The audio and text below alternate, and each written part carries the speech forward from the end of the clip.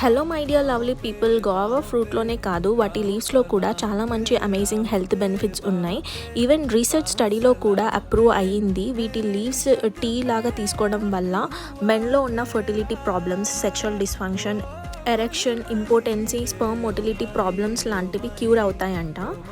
Even ఉమెన్స్లో ఉన్న hormonal imbalance, PCOS లాంటి ప్రాబ్లమ్స్ని కూడా క్యూర్ చేస్తుంది. పీరియడ్స్ అప్పుడు వచ్చే మెన్స్ట్రేషన్ క్రాంప్స్ నుంచి కూడా రిలీఫ్ ఉంటుంది.